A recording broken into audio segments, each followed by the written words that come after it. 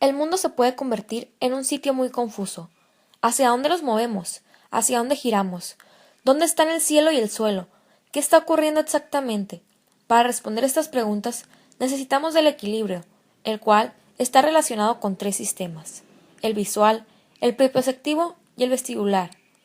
El sistema vestibular determina la orientación de las partes del cuerpo unas con respecto a las otras y con respecto al mundo externo sin la pérdida de equilibrio. De manera que la postura debe estar controlada. Mientras el cuerpo está quieto, equilibrio estático, así como durante el movimiento del mismo, equilibrio dinámico. Esta información nos la transmite un conjunto de órganos situados en el interior del oído. El oído está conformado por tres porciones: el oído externo, el oído medio y el oído interno. Sin embargo, el que nos resulta de gran importancia para el tema es el oído interno, el cual anatómicamente está formado por dos laberintos, el laberinto óseo y el laberinto membranoso. El laberinto óseo está formado por hueso, el cual tiene tres componentes: los conductos semicirculares, el vestíbulo y la cóclea. Los tres conductos semicirculares, superior, posterior y lateral, se encuentran orientados a 90 grados entre sí. Un extremo de cada conducto está aumentado de tamaño. Esta región ampliada se denomina ampolla. El vestíbulo es la porción central del laberinto óseo. El vestíbulo alberga también las regiones especializadas del laberinto membranoso que se conocen como utrículo y sáculo. La cóclea se origina como una estructura espiral ósea hueca. En el laberinto óseo encontramos lleno de un líquido claro llamado perilinfa, que baña al laberinto membranoso que está suspendido en su interior. Este líquido está compuesto por líquido cefalorraquídeo y plasma filtrado rico en sodio y pobre en potasio. Su función es evitar que los dos laberintos choquen y en la cóclea conduce las ondas sonoras. Suspendidos dentro de los conductos óseos están los conductos semicirculares membranosos, que son continuaciones del laberinto membranoso. Dentro de este circula la endolinfa, líquido viscoso que presenta poco sodio pero mucho potasio.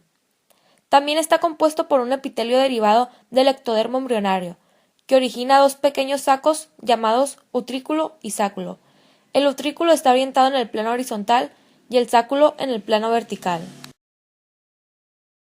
Los receptores vestibulares.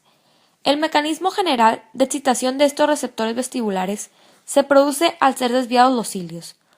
Dentro del sáculo y utrículo encontramos áreas sensoriales que perciben la posición de la cabeza en el espacio. Estas áreas se denominan máculas.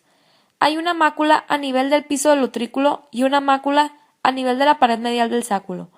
Las máculas poseen una sensibilidad multidireccional. La mácula sacular se encarga de captar las aceleraciones lineales y la mácula utricular de las aceleraciones horizontales.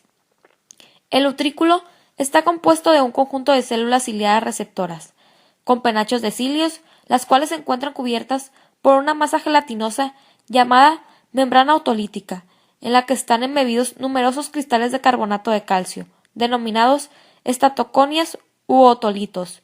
Entre el conjunto de cilios que posee una célula hay uno de mayor tamaño llamado sinocilio, usualmente ubicado en uno de los extremos de la célula. Al resto se le conoce como esterocilios, unidos entre sí por finos filamentos. Cuando hay un movimiento, la inercia de los citoconias les hace desplazar los cilios. Entonces, cuando los esterocilios se desplazan hacia el sinocilio, se produce una despolarización que desencadena un potencial generador y transmite la información hacia la corteza cerebral opuesta. En la dirección opuesta se produce una hiperpolarización y la falta de señal es también transmitida. Mientras que en las ampollas se encuentran las células denominadas crestas ampulares, las células están embebidas en la cúpula, un material gelatinoso que puede oscilar. Cuando se empieza un movimiento de rotación, la cúpula, debido a su inercia, no se mueve, y eso actúa sobre las células ciliadas, que despolarizan o hiperpolarizan según la dirección. La presión del líquido doble de la cúpula y también de las células pilosas deforman su membrana plasmática, con lo cual surgen potenciales de acción. Estas células pilosas hacen sinapsis con neuronas sensoriales cuyos axones convergen y forman un nervio vestibular que va al cerebro. Vía de transmisión de la información.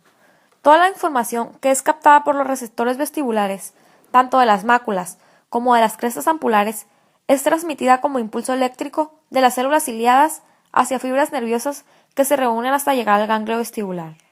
La vía vestibular conecta el aparato vestibular con el cerebelo. Participa en la regulación del equilibrio cinético y estático. Los receptores del equilibrio cinético son las crestas ampulares de los conductos semicirculares. Los receptores del equilibrio estático son las máculas del utrículo y sáculo. Estos receptores entran en contacto con la prolongación periférica de la primera neurona de la vía vestibular. Esta es una neurona bipolar, cuyo cuerpo se ubica a nivel del ganglio vestibular en el extremo lateral del conducto auditivo interno. Las fibras eferentes de esta primera neurona forman el nervio vestibular. El nervio vestibular presenta fibras provenientes del utrículo y de las crestas ampulares que conforman el nervio vestibular superior, y fibras provenientes del sáculo y del conducto semicircular posterior que conforman el nervio vestibular inferior. Estas fibras llegan a los núcleos vestibulares donde hacen relevo con la segunda neurona de la vía.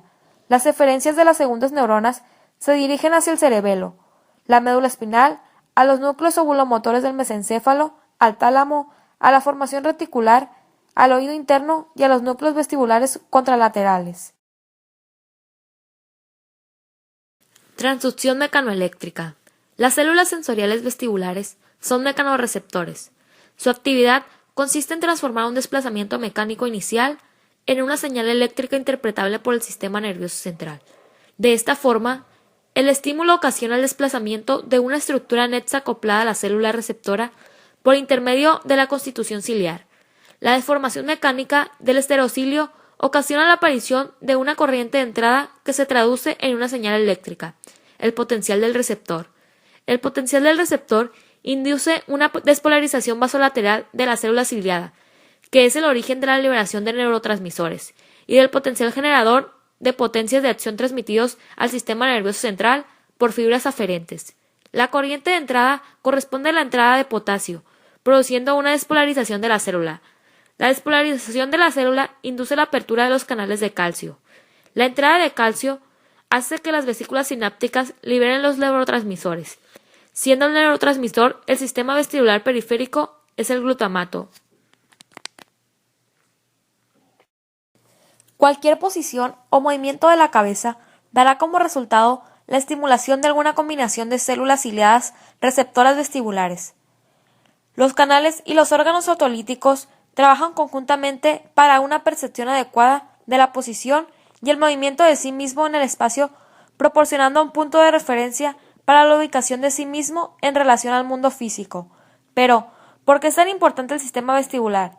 Debido a que participa en diversos mecanismos como el control postural, la habilidad de asumir diferentes posiciones contra la gravedad, en el tono muscular, coordinación motora bilateral, en el control oculomotor y la habilidad para proyectar secuencias propias de acciones en el espacio y tiempo para ajustar de posición la cabeza en respuesta al movimiento y la gravedad, en nuestro nivel de alerta para el desarrollo del lenguaje y la seguridad gravitatoria.